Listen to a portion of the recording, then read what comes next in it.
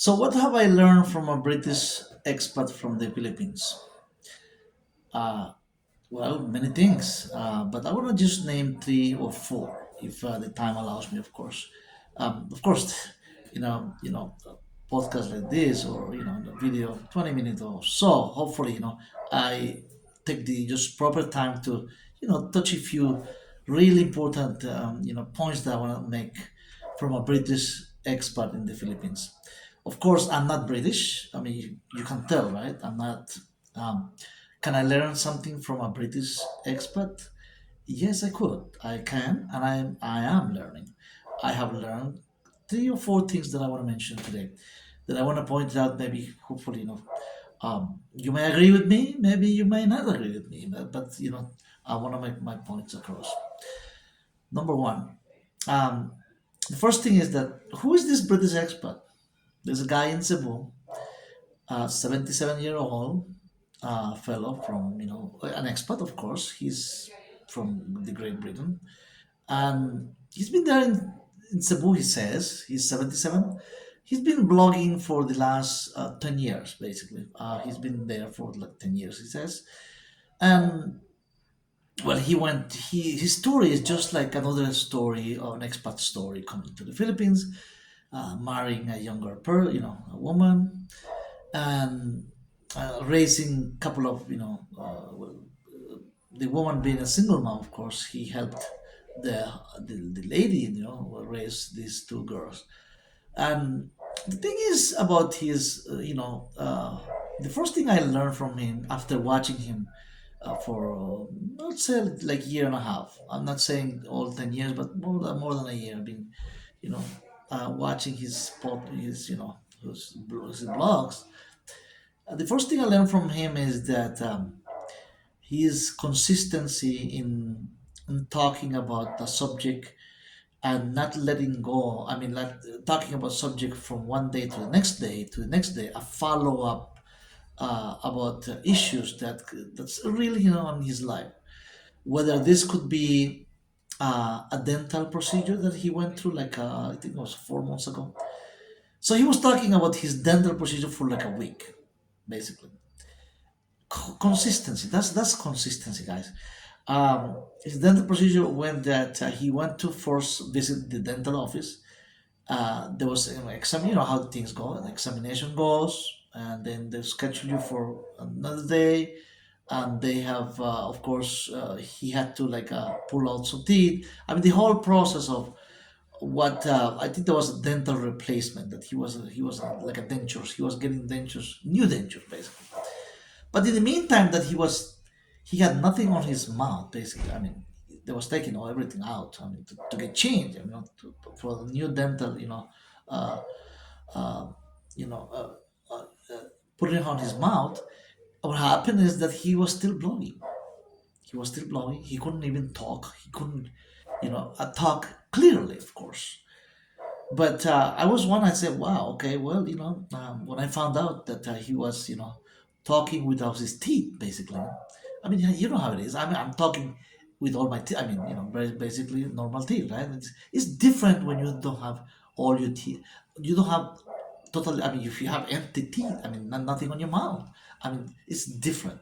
And I noticed it right away. I did.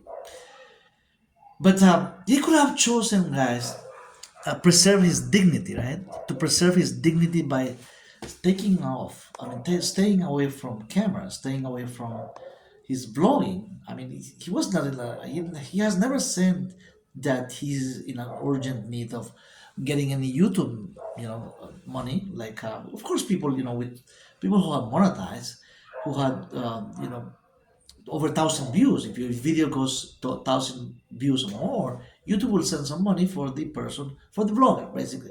That's how YouTubers make money. AdSense they call, right? Another, of course, little buy me a coffee program, different, super chats and stuff, on and on. I don't think he never, needed exactly. He wasn't desperate. He's a 77-year-old guy. I don't think that there was any desperation of keep talking, keep blogging, keep posting videos, new videos, even though that he had no teeth. I mean, for like more than a week, almost 10 days, as I recall.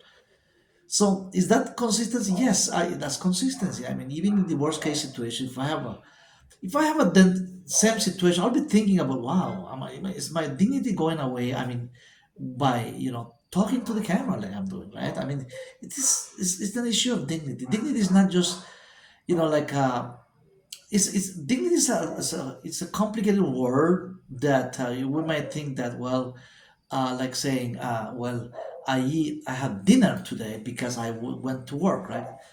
My dignity is intact.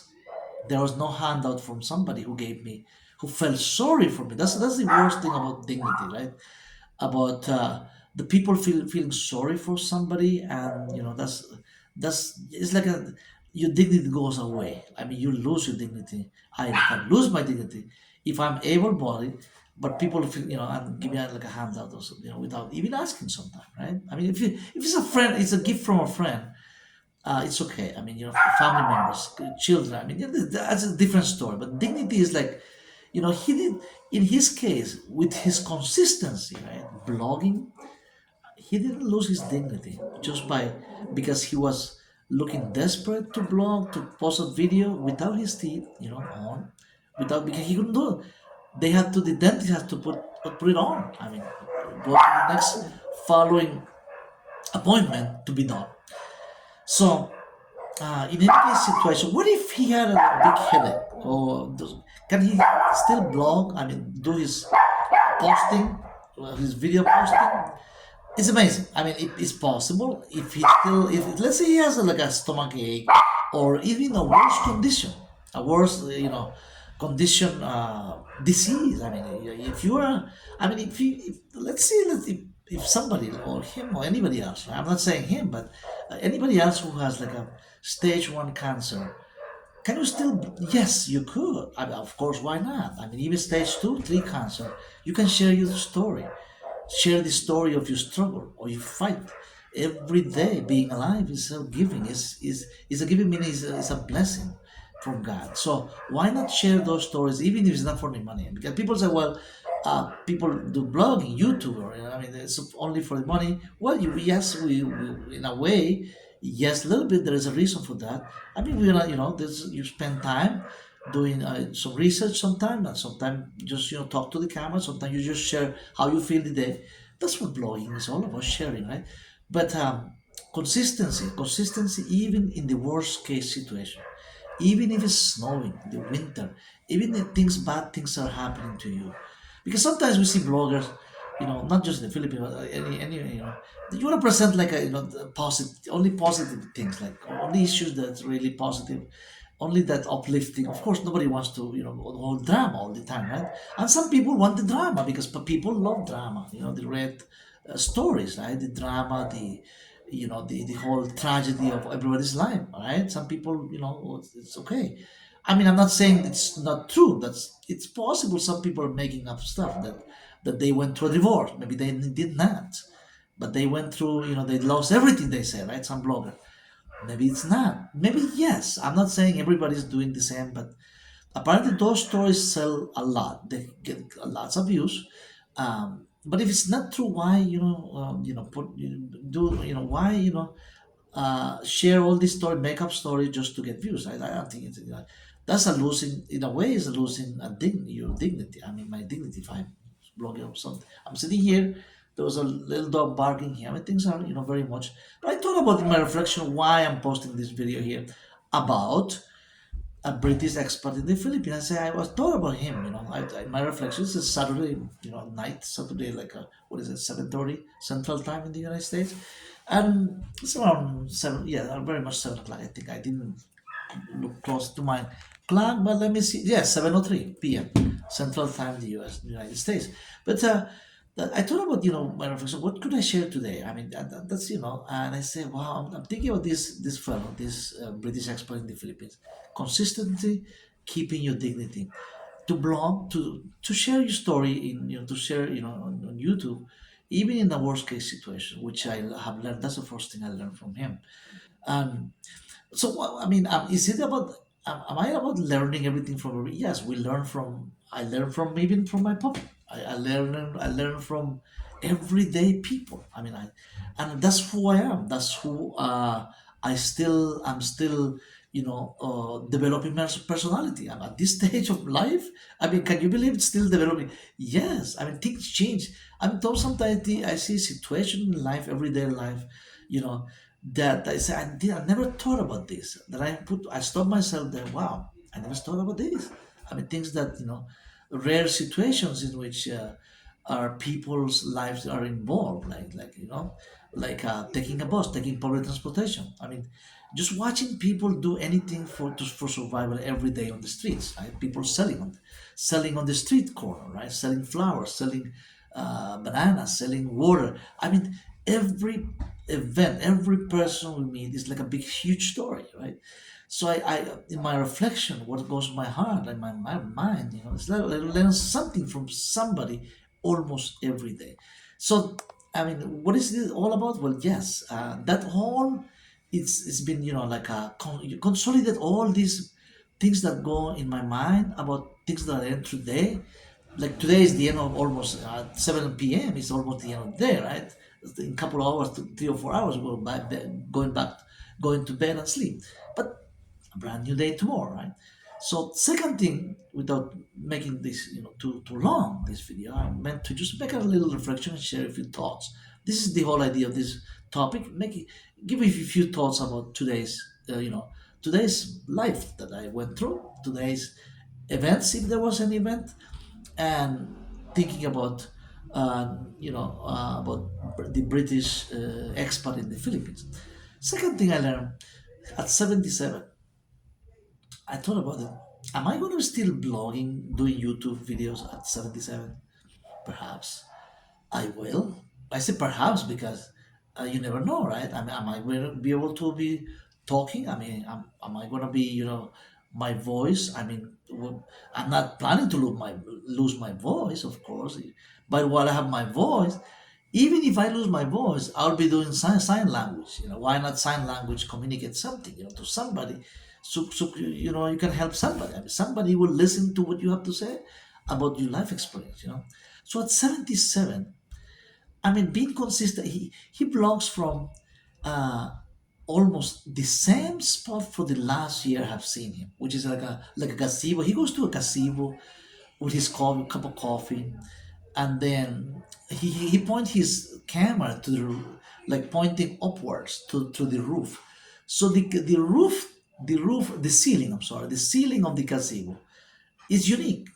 If you have not, if somebody, I don't know how many of you guys have seen this guy, but he's the only one with that name. If you look for him, I'm not, promoting him, of course, but the name of his podcast, his, blog is a British expat in the Philippines. You can find it, but he from that casino, I was in 1 year almost.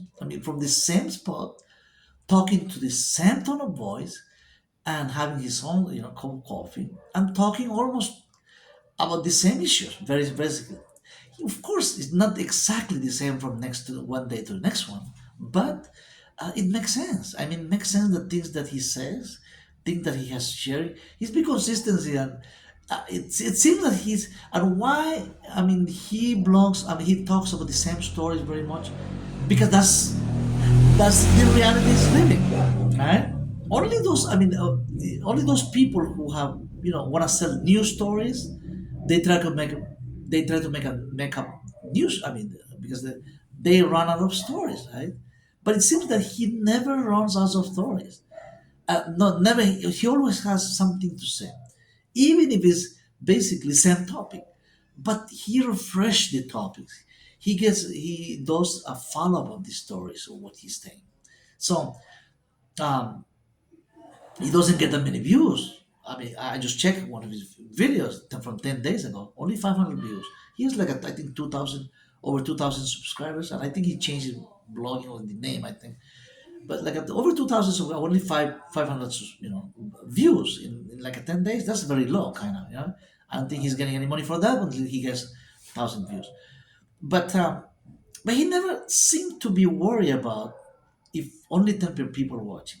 Never seemed to be worried about that. And he's still making, and it's at 77. I predict that And when he reaches the age of 87, which is 10 years from today, he will still be blogging. And perhaps he will still be talking about the same issues, but of course, 10 years later, right? How things have changed in 10 years later, 10 years from today. And why not? Who says that I'm not going to be doing the same? I mean, am I going to? My second learning experience today is that from 10 years from today, when I'm reached 10 years long, I mean, older, when I'm 10 years long, older, am I going to be still blogging? Yes, I will, of course. He seemed to be doing it. He's going to be doing it 10 years from today. And who knows, maybe 20 years from now. So if you take one decade at a time, 10 years at a time, instead of taking 20 years at a time, it will make things easier in your brain and your way of thinking. Because 10 years is not really long. I mean, if you think about it. If I think about 10 years before, right, when I was like 50, I mean, 10 years, 10 years with nothing almost. No, nothing. I mean, 10 years went by, right? And then, still, still here, kicking, talking, and sharing some thoughts that it may, it's possible not too many people will be interested of listening, to what I have to say, but there will be few. I mean, why not? Like, besides my legacy, I mean, YouTube allows to be in an archive, right? And my archive, this video is gonna be there for me, my kids, my grandkids, who knows? I mean, in the future, it's gonna be somebody browsing, is gonna find it, and so. The two things that I have learned that I share, it might make sense to somebody. Some people make sense to them too. Third thing, um, why not when he says about that things are more expensive, for instance, this has changed in 10 years, right? That's the third thing I learned. He has seen other British going back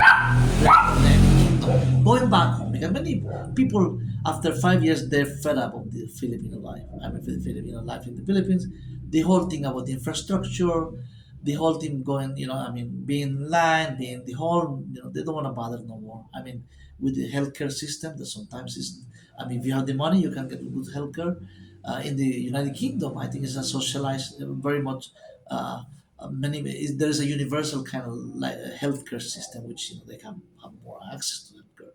So being a British citizen, he can have more as he's aging, of course. Now that he's 77, of course. When he was back when he was 67, 10 years ago, is different, right? So things change. But he never talks about going back in a million years, he says. In a million years, he has made his life there and he's sticking with it, he's blogging about it.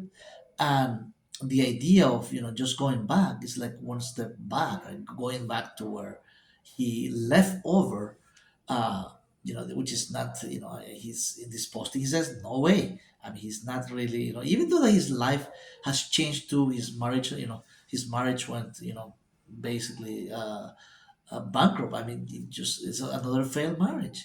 But he knew, he says, that when that there was 50-50 chance, of making it really until death, split apart marriage, whatever it happens, right? So he was very much, but his demeanor, his mood, I mean, his attitude toward life is so, serene. I mean, he's so, with a sense of peace in which he's taking everything, even his adversities. I mean, at 77, when you have seen everything, I mean, I still have plenty to go to reach that age.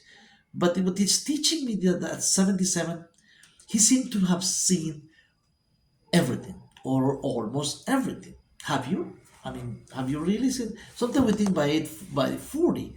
At 40, we have seen everything. At 50, right?